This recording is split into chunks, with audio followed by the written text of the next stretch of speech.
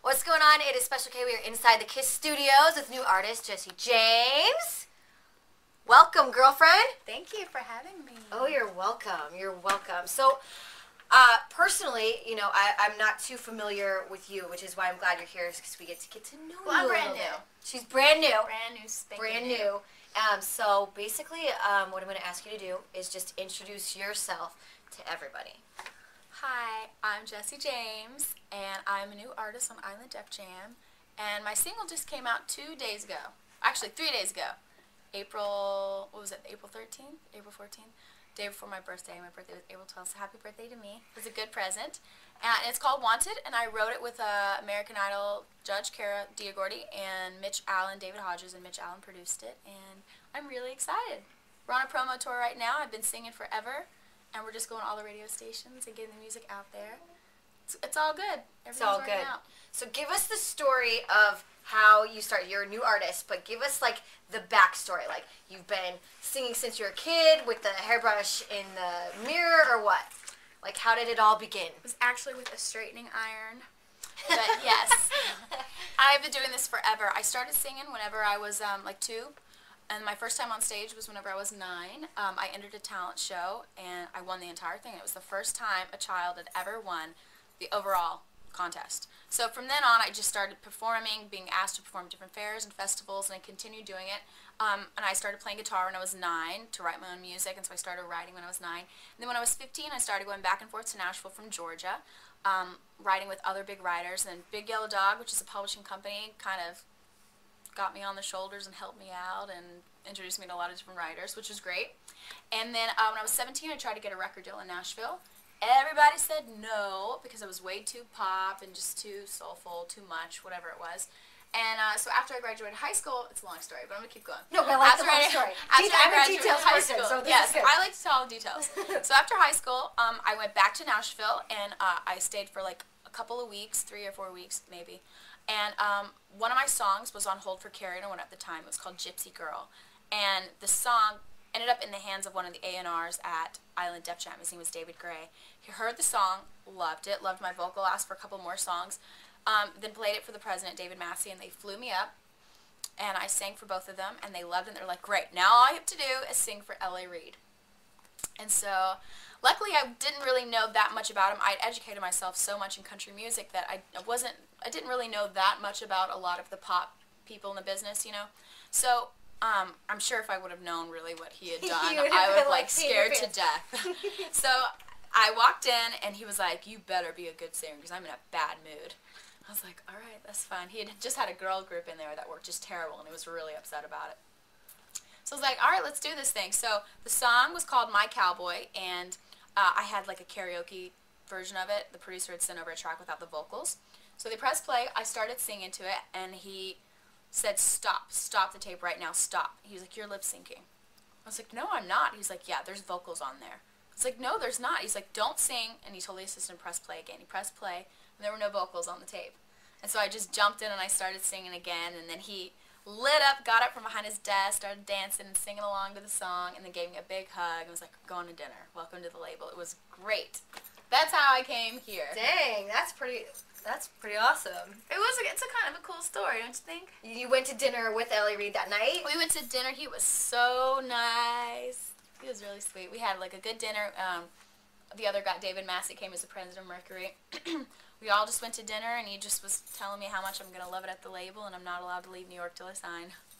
Yay! It's cool. So I spent 6 months making the album, writing it, and staying in the studio till 3 in the morning just working on it, and it's finally done.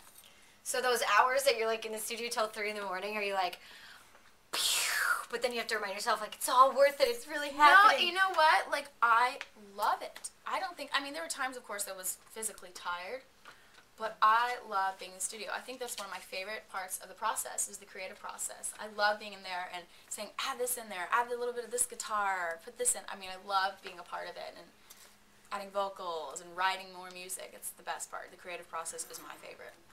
Well, another aspect of like the music business and stuff and where you're at is the whole performing thing and stuff like that. Do you like doing that too, or is that kind of like... Absolutely. I mean, I love all of this. I love all of this. But I love performing as well. I mean, I like to entertain. that's part of the job, you know. I really enjoy that.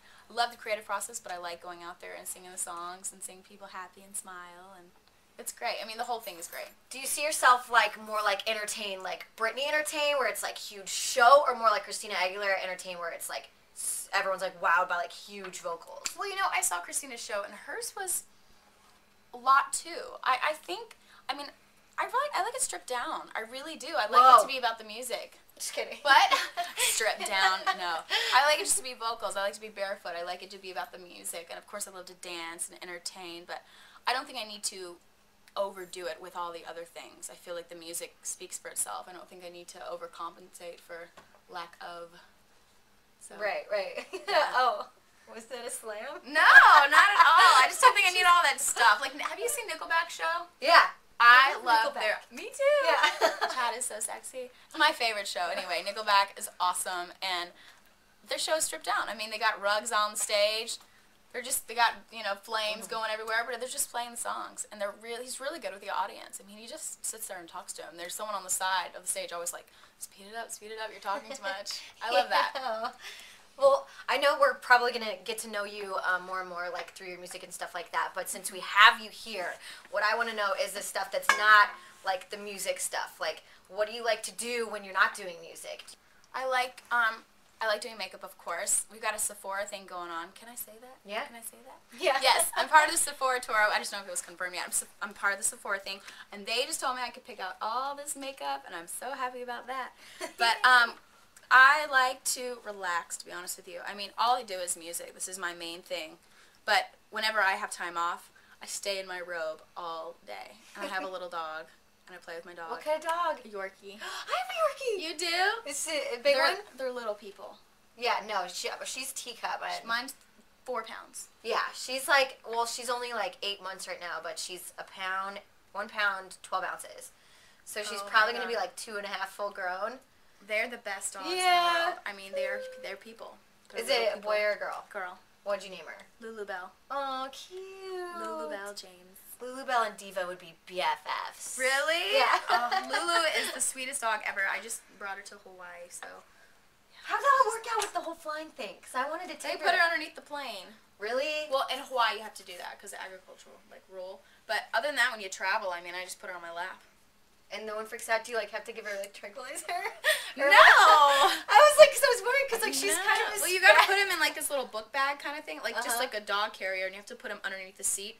But I don't do that. I just take her out of it and put her on my lap because if I leave her underneath her, she's gonna bark the whole time. So I tell the stewardess, do you want her to bark the whole time, or can she be on my lap? You make the decision. Right. So some of them are like, put her underneath the seat, so she just barks the whole time, like. And the people next to you, they like freak out. I'm like, I'm sorry. Tell the stewardess to let her out. Yeah, I know that's how Diva would be. 'Cause she would be like in the thing underneath, and she'd be like, wow, wow, wow. That's and what then she'd mine come up does. and she'd be like, what's up? She just, Yeah, that's calm. exactly what Lulu does. She does not like to be underneath that thing. I don't blame her. I wouldn't want to be under a seat. Yeah, it'd be scary. You're like, what is this? It's really cold. My ears It'd be hurt. miserable. Yeah. But yeah, that's what I like to do. I like to play with my dog. I like to relax. Not really a big person that goes out. I just turned 21, so that could change, but Yeah. never been really one to go out. Yeah. That's Well, what I like especially to with do. all like the LA parties you'll be invited to. Oh Lord, right? no way. I've gone a couple of those, but I've gone and like left 15 minutes later. I cannot get into the whole who's who thing, like who's famous and social thing. I get so annoyed. Have you like run into anyone that you were like, oh my gosh, really? You're not that special. Yeah, and I can't say their name. Why not? Give us a little hint. You don't have to say it. I cannot say it because I would get in trouble. Cause She would not get in trouble. Really? I mean, really? Yeah. Really? Well, I mean, you know, it's never good to talk about anybody. You never know. I did meet somebody who I will Okay. say was so full of themselves, he made me crazy. Wow. So you got a he out of it. You got a he. That's It's a it, guy. Someone in Hollywood is full of I themselves. was like, please. It was Imagine that. ridiculous. He was jumping up on tables like, I'm the best, I'm the best. Like, get me out of here. You know who it is. I do, don't I? Yeah. All right, we'll keep the sweetness. You don't have to say it. Yes. What I want to hear is this. They're going to Wanted. perform the new single, Jessie James, and the boys in the studio right now.